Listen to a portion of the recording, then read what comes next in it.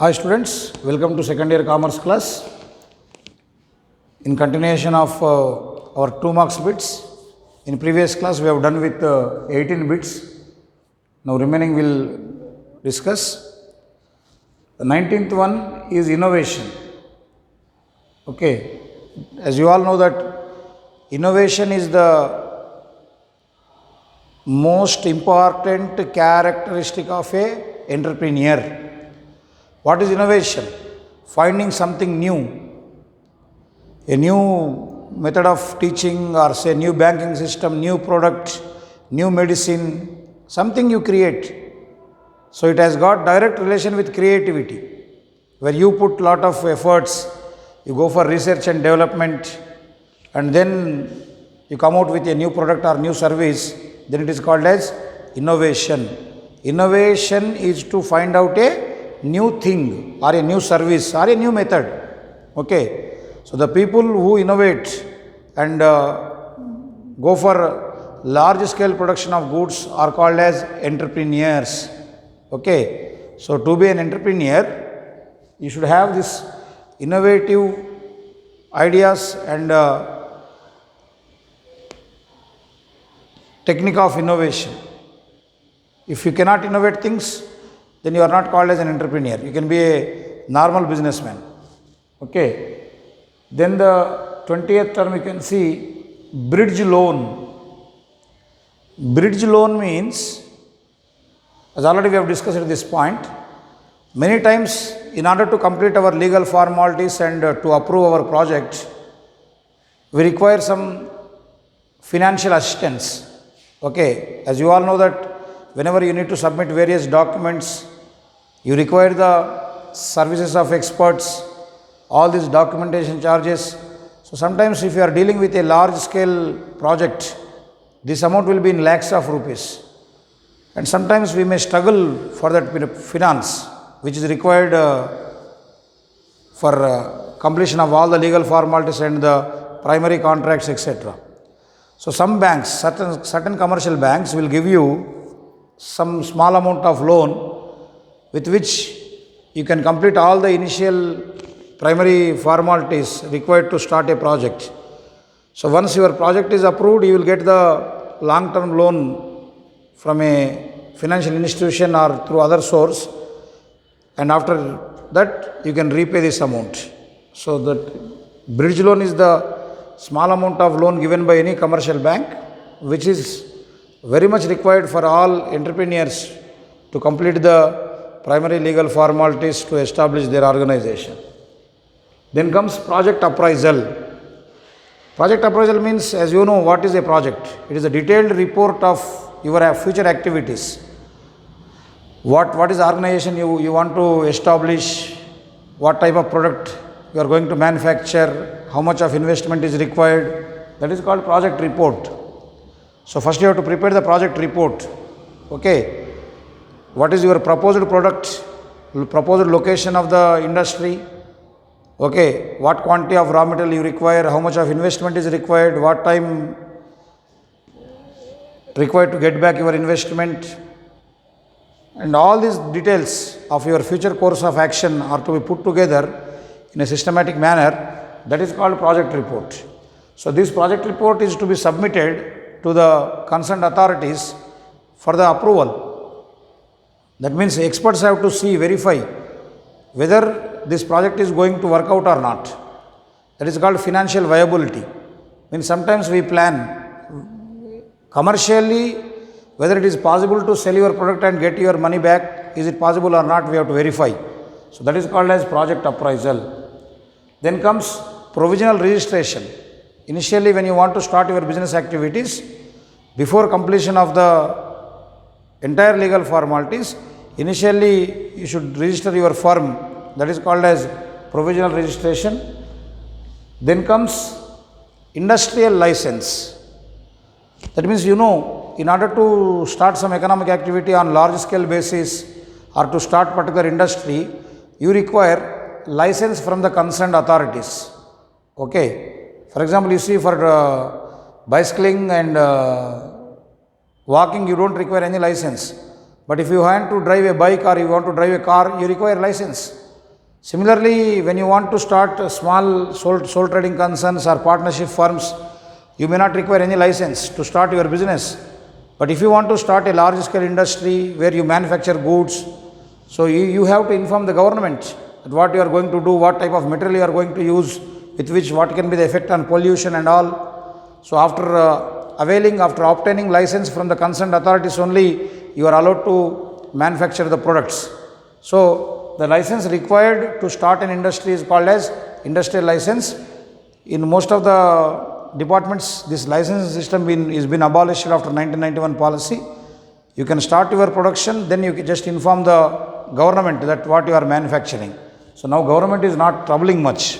Okay, this term loan already we have discussed. Okay, it is repeated that the amount of loan taken for a period of 5 years to 10, 15 years, where you promise the banker to pay that money after certain years, is called as term loan. Then working capital.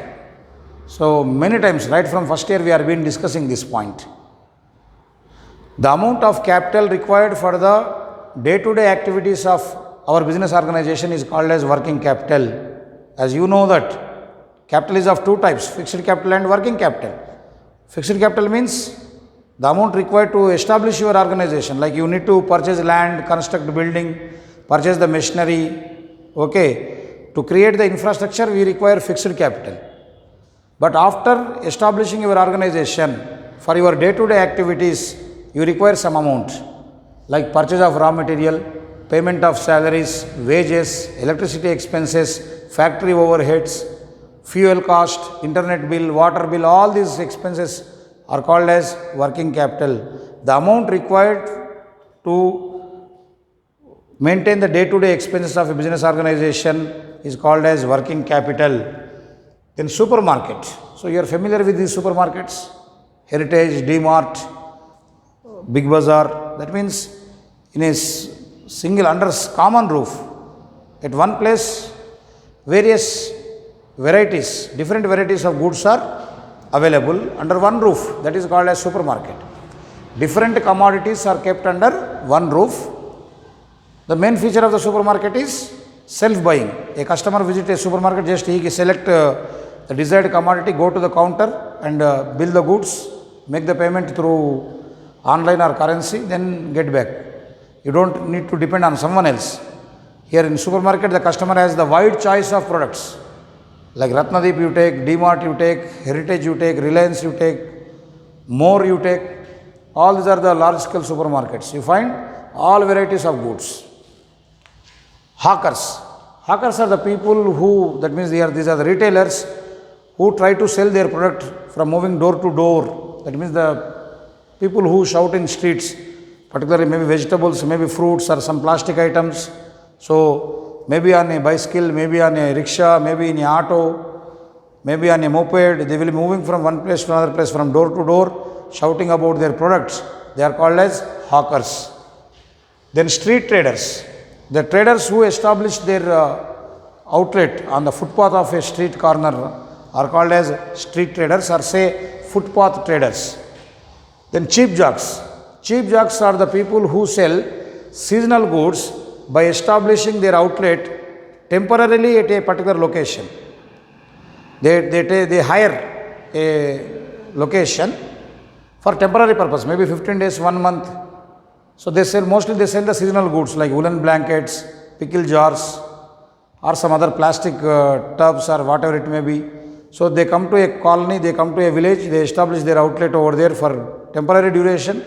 Once the demand in that area is completed, then they will move to other place. They are called as cheap jocks. Then second hand goods. As you all know that in market, some people change their items even though they are in working condition. Particularly you take mobiles or bikes, cars, refrigerators, ACs. Some people have got the tendency to change their models. So the used products are sold to the concerned technicians, concerned people, concerned traders. At the same time, in the market, in the society, we have got people who cannot afford the price of a new brand, new product. So for these people, some traders make the second hand goods available. So the shop or say the store which sells the used goods is called as second hand goods shop. Okay, that means, say for example, my mobile is there, it is still working, it has got life, but I want to go for a new version. Now I sold it off. So naturally the mobile shop owner, that means there may be a shop which will be selling only second hand mobiles. So there any other person who cannot afford the price of a new mobile can go and buy the second hand mobile. So like that you will find so many second hand bikes, cars, etc. Then wholesale trade, you know this. The trader who purchases large quantity of goods directly from the manufacturer and supply the goods to retailers or consumers in the desired quantities is called as a wholesaler. Okay, is the link between the manufacturer and the retailers and consumers. Retail trade. Retail trader is a person who purchases goods from wholesaler and sells them to customers. Okay, retail means to cut again. What is cutting? The quantity. So retailer purchases material or goods from the wholesalers and supply them to the customers according to the needs of the customers. Then multiple shops. Multiple shops are the retail outlets established by a manufacturer at different corners of a city or town. Same product but is available in different stores like Raymond's, Nokia. Okay, these people, they don't depend on others for their marketing, for selling. They don't depend on other distributors. They themselves, the manufacturers themselves establish their outlets like Bata. So they sell only their products. They are called as multiple shops. Then itinerants. Itinerants are the retailers who do not have fixed place for their business. They don't stick on, they do not have a permanent location. The people who move from one place to another place for selling of their goods are called as itinerants.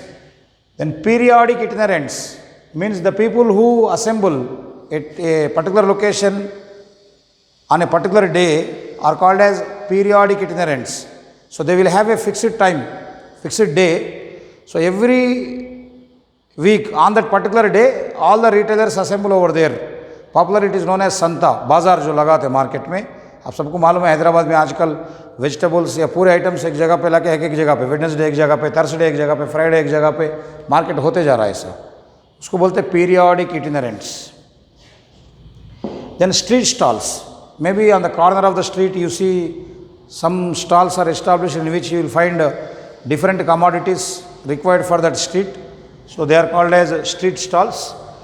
Then fixed shop retailers. Here you try to understand. Itinerants move from one place to another place. They do not have fixed shop. But we have got some retailers who have got fixed location like supermarkets or say multiple shops, departmental stores are all the examples of fixed shop retailers. Means they will have a specified location. For long term, for longer durations, they will be in the same location. They are called as fixed shop retailers. All the supermarkets or say multiple shops, shopping malls are the examples of fixed shop retailers. Then general stores. You all know, many times in your street also there will be a shop, so and so Kirana and general stores. That means all items are available. Okay, like food grains, soaps, detergents, plastic items.